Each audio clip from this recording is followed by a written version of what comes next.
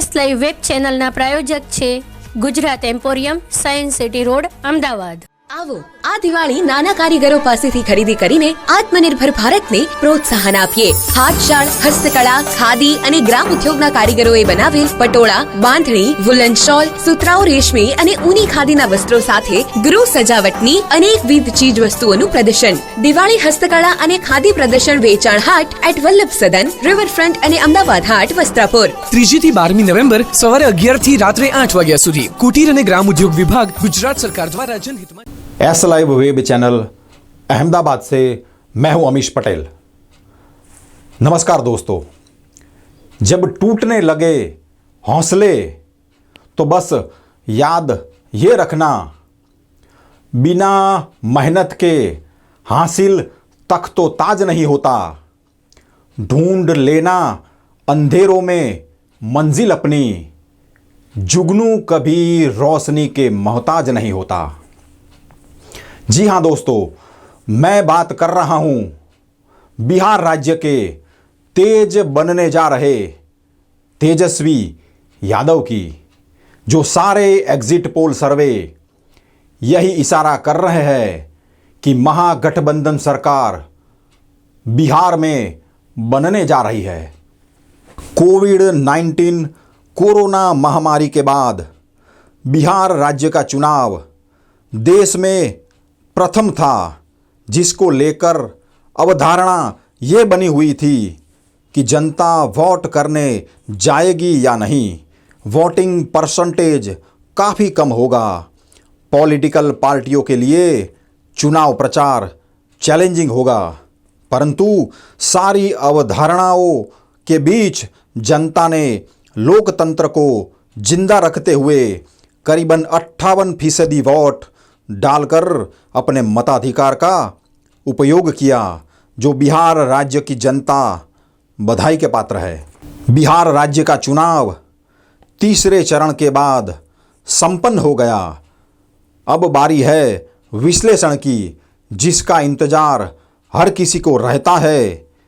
यानी 10 तारीख को चुनाव के नतीजे आ जाए, उससे पहले 3 चरणों का विश्लेषण आपको सुनना, समझना बेहद जरूरी है, क्योंकि बिहार राज्य का चुनाव महज सिर्फ एक वोट डालकर लोकतंत्र को जीने भर का नहीं था। जातीय समीकरण वाली राजकीय तिकड़मबाजी भी नहीं थी। यह एक ऐसा चुनाव जो अनोखा था, अहम था, जिसमें बेरोजगारी का दर्द था। प्रवासी मजदूर जो तालाबंदी के चलते 100 से लेकर 1500 2000 किलोमीटर पैदल चलकर बिहार लौटे थे, उसके लिए बिहार में न कोई रोजगार था, न दिहाड़ी मजदूर वापस जाने की स्थिति में था। किसान को अपनी फसल का सही दाम मिले, वो स्थिति अब रही ही नहीं थी। बच्चों की पढ़ाई जो कोविड-19 कोरोना की वजह से बाधित हुई थी, क्योंकि ऑनलाइन पढ़ाई हर किसी के बस की बात नहीं थी। बिहार राज्य की स्थिति को देखकर ऊपर से फीस दे पाने की स्थिति भी नहीं थी। सत्ता पक्ष जो जनता को सरोकार ही नहीं था, वही मुद्दे उछाल रही थी। लेकिन तेजस्वी यादव ने जनता की नब्ज पकड़ ली और जनता के जो सही मायने में मुद्दे थे उनको हवा दी और 10 लाख सरकारी नौकरी का जनता को भरोसा भी दिलाया। दोस्तों, सही मायने में बिहार राज्य का चुनाव जनता से जुड़े मुद्दों को लेकर 31 साल के तेजस्वी यादव ने अकेले एनडीए की पूरी फौज के सामने लड़ा, जो एक से एक तेज तर्रार वक्ता थे।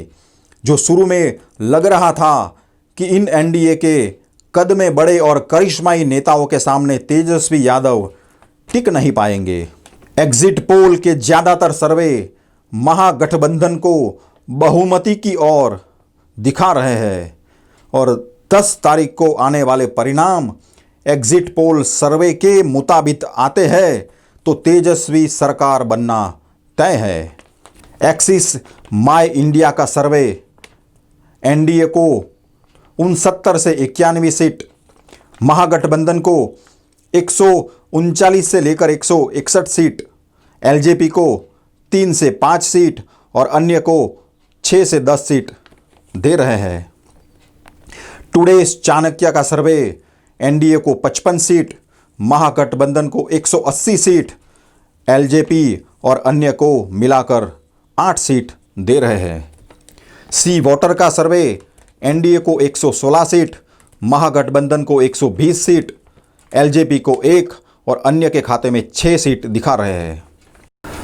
अंत में हम उम्मीद यह करते हैं, हालांकि उम्मीद पर दुनिया कायम है, कि आगामी चुनाव जन सरोकार वाले मुद्दों को लेकर सारी पॉलिटिकल पार्टियां लड़े, क्योंकि जनता अपने सेवक को चुनती है। सेवक अपनी जनता के प्रति प्रतिबद्ध रहता है, जनता के बारे में ही सोचता है और जनता के लिए ही काम करता है।